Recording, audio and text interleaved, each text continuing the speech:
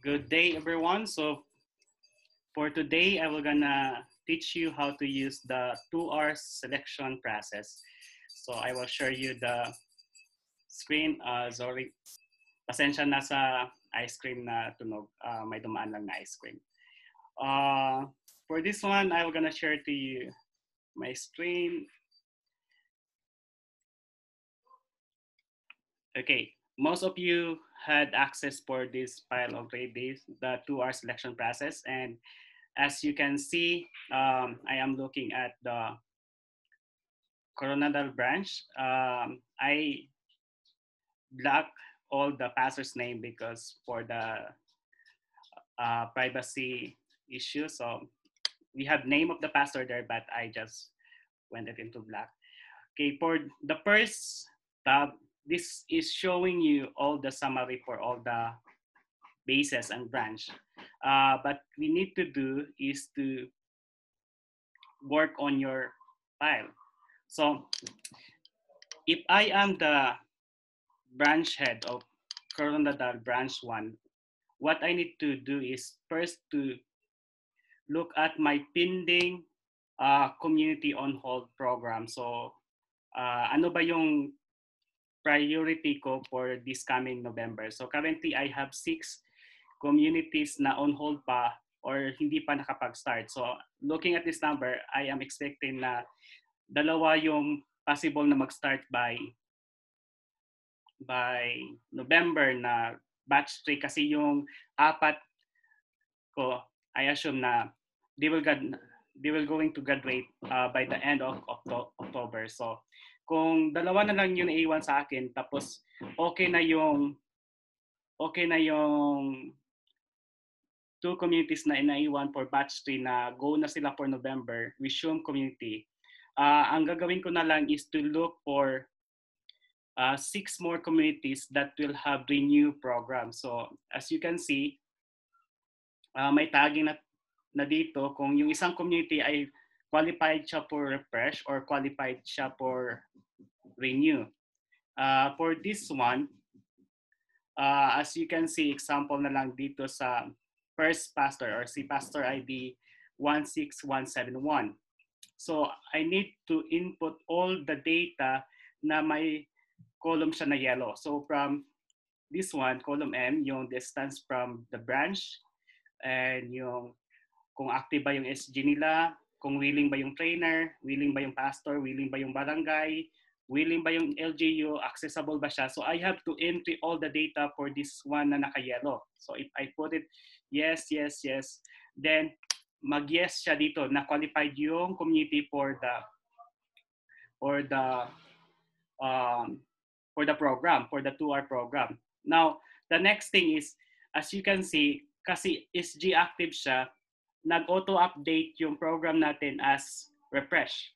Pero kung itatag ko siya as no, it will transfer to renew program. So automatic siya. You don't have to do something here sa column J tsaka column K kasi naka-automatic update na to. So let me put it back. Now after that, once na ma-entry nyo na lahat na data, then you go to the next question. Ano ba yung estimated number of pastors, participants, and counselors?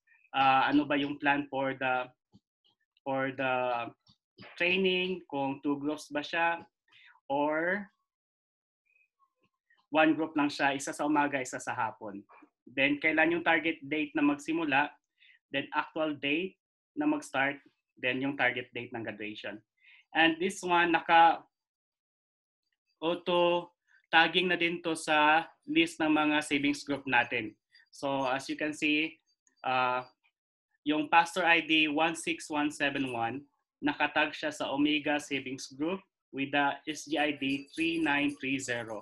Now, ang next thing na kailangan kong gagawin as branch head is to ensure na mag-schedule ako kung ilan yung mga communities na kukunin ko for renew. So, sabi ko nga, dalawa na lang yung community na iwan ko for batch 3 sa November. So, ang kukunin ko na lang na renew community is dalawa. So, base dito sa Renew Community, for this one, meron ako kay Pastor 14400. So ito yung itatag ko for the schedule of November. So i-click ko na lang yun. Naka-yellow siya. So ibig sabihin I can edit this one as branched. So i-tag ko lang siya as yes. Ibig sabihin that community will undergo renew program this coming November.